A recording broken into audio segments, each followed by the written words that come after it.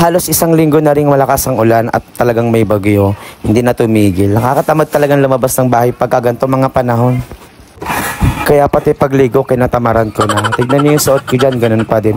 Hindi kasi ako naligo dyan mga web. Huwag niyo akong husgahan kasi alam kong ikaw ganun din.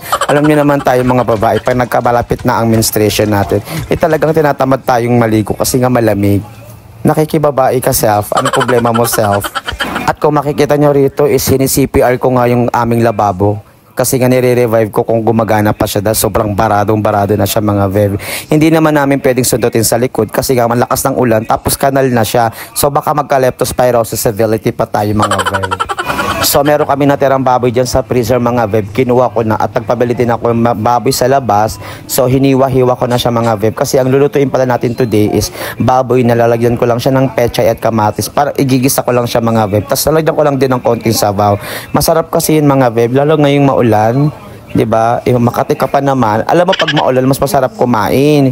Huwag mo kong i-flex-flex sa akin yung mga masarap magkadal-kadal. Kalandian yan besh. Huwag kang ganon. Tapos nabanggit ko sa inyo dyan mga beb na malakas nga talaga yung ulan nung araw na nagluluto ko na yan mga beb. At kung bibilangin nyo, siguro almost 6 days na, magsa 7 days nang tuloy-tuloy yung ulan, walang hinto. Alam nyo ba na hindi na kami nakakapaglaba mga beb? At yung mga nilaban pa namin nakaraan bago magkabagyo, up to now mga beb, hindi pa rin tuyo. Para pa rin siyang dinryer mga beb at ang baho niya na talaga. At nakakaubos na ng damit mga beb. Kaya ito ang lola mo, wala din naman pampalondry, hindi kaya ng budget. Ipapalondry natin mga beb. Ibili na lang natin ng pagkain. Diyos ko, kayo rin ba paglaba ng mga bev. Tapos na-stress pa ako, sinabayan pa ako ng pechay nito mga bev. Tignan niyo, kasi pag ako bumili talaga ng pechay mga bev, binibili ko talaga mga dahon ng pechay, yung malalapad, mag-green, yung maayos talaga, yung fresh talaga. Itong nabili ng kapatid ko, pinabili ko pa naman mga bev, 8 tali. Ang eksena, Diyos ko mga bev, hindi na siya bago, luma na siya. Hindi siya bulok ha, pero yung dahon niya is putol-putol na at parang alam mo yung yerong na bulok na nagtatanggal-tanggalan na siya. Ganun eksena niya mga bev, pero pwede pa naman, so pinagtsagaan ko na. Hindi na rin akong choice, so talagang niluto ko na. Saka gusto ko lang i-flex dyan yung cactus ko dyan mga bev. Ayan. Actually, nakalagay talaga yun sa rooftop. Kung makikita niyo yung mga dati kong mga vlog, diba marami akong halaman. Yung cactus ko na yun mga beb, binaba ko dito sa loob ng bahay kasi nga, nalulunod siya sa ulan. Hindi siya healthy mga beb. Nalalanta siya. Sus ko mga beb, manghirap magpalaki ng cactus.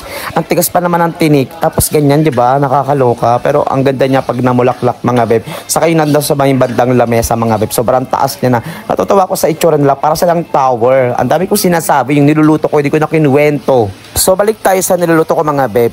Madali lang naman i-prepare tong niluluto ko mga beb kasi igigisa mo lang yung bawang, sibuyas, kamatis. After nyan, isunod mo na yung baboy. Tapos pag medyo lumambot na yung baboy mga beb, sabawan mo lang siya ng konti. Saka ilublob mo na yung dahon ng pechay. Ganun lang kadali. Tapos lalamon ka na. Diba bet mo yun? Saka mga beb, panay cooking vlog yung nagagawa natin ngayon at na-upload natin video kasi wala din tayong mapuntahan, hindi din tayo makalabas dahil nga may bagyo. Hindi rin ako makapag-film lalo sa labas kasi nga maulan. Itong ginagamit kong cellphone lang mga beb, baka masira, di ba? Hindi naman to waterproof. Sobrang lakas talaga ng ulan. Hindi healthy. At sinasabi ko hindi healthy. Anong meron? Chares.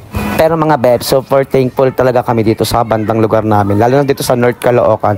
Dahil kahit sobrang lakas ng bagyo or kahit dalawang bagyong pagsabay-sabayin yung mga beb, hindi kami binabaha dito. Kaya sobrang shoutout talaga kami sa lugar namin. Dahil kahit sabihin na natin na magulo dito sa lugar namin, pagdating sa mga calamity change, talagang lumalaban kami ng bonggang-bongga. Hindi kami binabaha, yung tipong nakakapag-relax-relax pa kami. Nakakagala pa kami kung saan-saan. Basta sa North Caloocan lang mga beb ha. Mga taga North Caloocan dyan, legit, di ba? Hindi tayo binabaha. Kaya ang tanging dalangin ko lang mga beb, mag-iingat kayo kung saan man kayo sulok ng Pilipinas kasi beb, may paparating na naman na ata na bagyo. Sana wag naman na matapat sa Monday. Baka mag 1 week na naman walang pasok ang mga bata. Sobrang nakakatawa naman na yan. Kayong ano dyan, alam ko mga parents, tuwang-tuwa kayo pag walang pasok mga estudyante kasi less hassle, less gastos. Kasi yung mga estudyante, gusto nilang may pasok. Kasi nga, ang daming activities na pinapagawa ng mga teacher, mga beb. Nasa online talaga. Pwede talaga sa online, kahit wala sa personal. Marami silang pinapagawa talaga, mga beb. Pero mas okay na yon para naman may magawa yung mga bata. Kasi naman nagbukmuk tala sa cellphone everyday. Maghapon, wala nga pasok. Di mo naman din maasahan.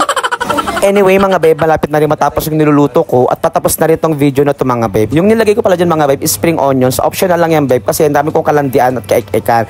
Kasi naman mabalok sa rep, inilagay ko na siya mga babe. Total pampadagdag din aroma at pampasarap. At yun lang mga babe. At sobrang maraming salamat sa inyo at sa akin at sa self. Chares. Maraming salamat sa lahat at lalo na sa mga nakakanood ng videos ko at mga nagre-react, mga nagko-comment, mga nag-share.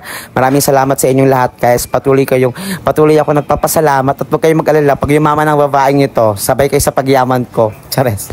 At muli mga beb, hanggang dito na lang ang ating videos at huwag nyo kakalimutan maglinis ng kusina at magligpit ng kalat pagkatapos magluto kasi kawawa naman na nakatoka magugas.